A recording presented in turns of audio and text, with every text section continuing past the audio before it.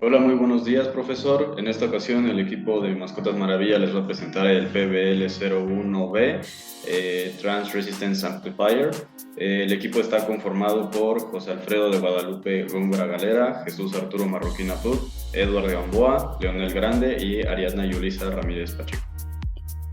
Para el circuito amplificador transresistor se tiene lo que es una fuente de corriente con un valor de 1 microampere, se tiene una resistencia 1 de 10 gigaohms, una resistencia de entrada de 10 ohms y ahora tenemos lo que es una fuente de voltaje dependiente de corriente, que a simple vista parece una fuente de voltaje simple, pero pues esta depende de corriente.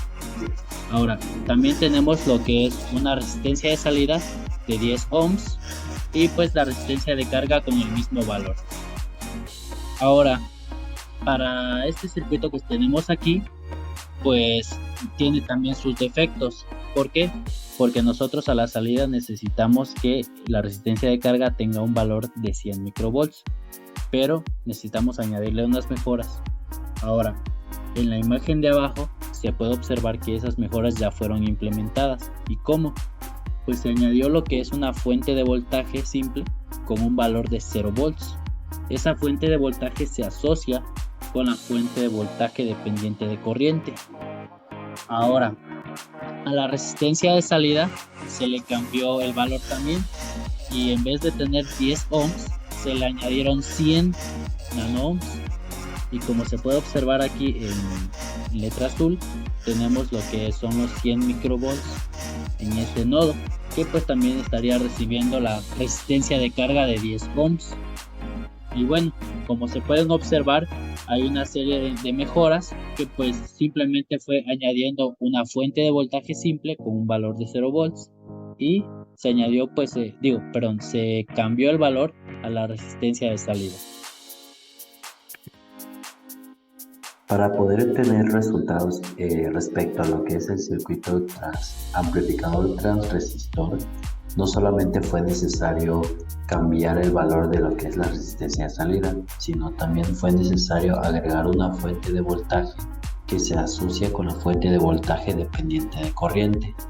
Pero bueno, vamos a enfocarnos esta vez en la resistencia de salida. Nosotros al principio la resistencia de salida tenía un valor de 10 ohms, por lo que nuestro resultado tampoco generaba que fueran los 100 microvolts, que es lo que esperamos en el último nodo, donde se encuentra la resistencia de carga. Por lo que para este momento fue necesario aplicarle un valor de 100 nano-ohms. Este valor es muy pequeño, pero este nos da un resultado que es lo que se espera.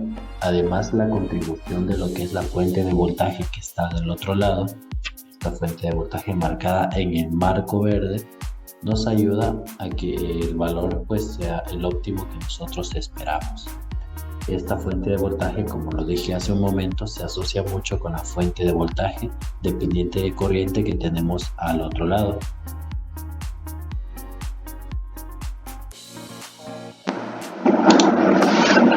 En esta parte lo que se hizo fue que el circuito original no poseía una fuente de voltaje, por lo cual aparecía ese mensaje de fuente de controladora desconocida. Por lo tanto no podía correr. Se agregó y entonces a la par se cambió el valor de la resistencia a una de 10 nano-ohms. Esto hizo de que el voltaje de salida se modificara a 100 microvolts. Entonces, en teoría y en práctica, la resistencia modificada de ser una muy pequeña se comporta como un cable, por lo cual tiende a dar estos valores. Ok, entonces, ¿por qué el amplificador es llamado una transresistencia o también conocido como transinductancia? Bueno, es porque es un convertidor de corriente a voltaje que se usa para amplificar la salida de corriente de diferentes tipos de sensores, por ejemplo, a un voltaje proporcional. Con esto se refiere a que al hacer esto mejora el ruido que producen algunas señales y entre otras cosas.